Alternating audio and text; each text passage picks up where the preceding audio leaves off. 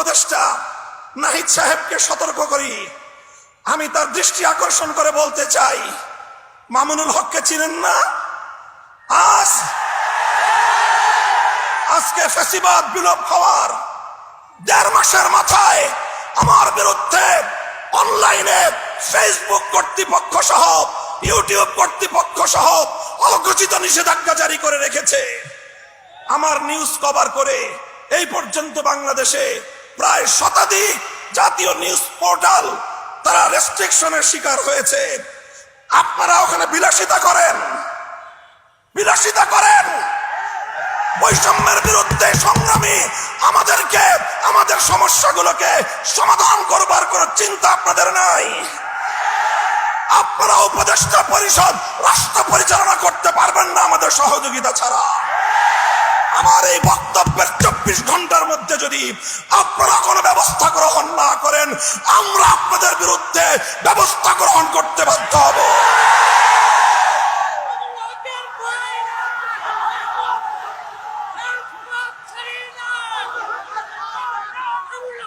সংগ্রামী সাথী ও বন্ধুগণ, আমরা পরিষ্কার ভাষায় বলি, আন্দোলনে ছিলাম আমরা, সংগ্রামে ছিলাম আমরা, রক্ত দিয়েছি আমরা, কারারুদ্ধ হয়েছি আমরা, অন্যায় অপমানের শিকার হয়েছি আমরা, ষড়যন্ত্রের শিকার হয়েছি আমরা, যুদ্ধ করে বিজয়ের রণাঙ্গনেও ছিলাম আমরা। এখন সম্মিলিতভাবে এই রাষ্ট্রটাকে এগিয়ে নেওয়ার দায়িত্ব আমাদের। আমরা সহযোগিতা করতে চাই, গায়ে পড়ে সহযোগিতা করতে চাই।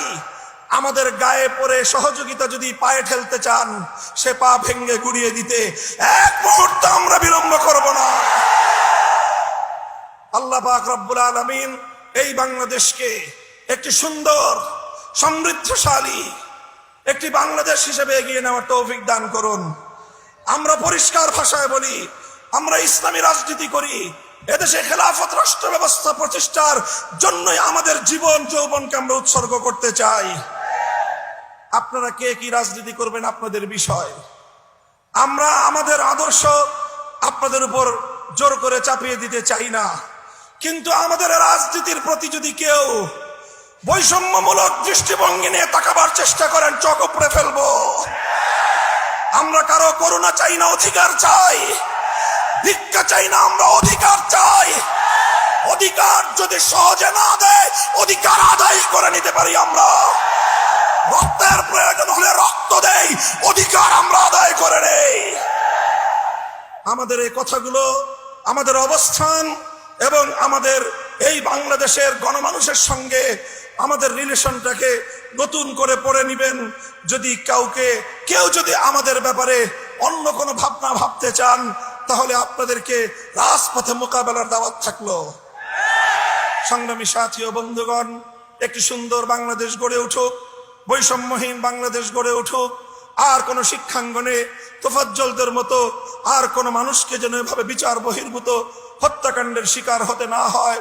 সকল বিচার বহির্ভূত হত্যাকাণ্ডগুলোকে তদন্তপূর্বক প্রকৃত দোষীদের বিরুদ্ধে ব্যবস্থা গ্রহণের দাবি জানিয়ে একটি সুন্দর সুশৃঙ্খল উপনিবেশহীন, উপনিবেশবাদহীন, উপনিবেশবাদ মুক্ত স্বাধীন একটি স্বনির্ভর জাতি গঠনের জন্য যা যা করতে হয় তা করার জন্য আহ্বান এবং তার সহযোগিতার আহ্বান জানিয়ে বক্তব্য শেষ করলাম।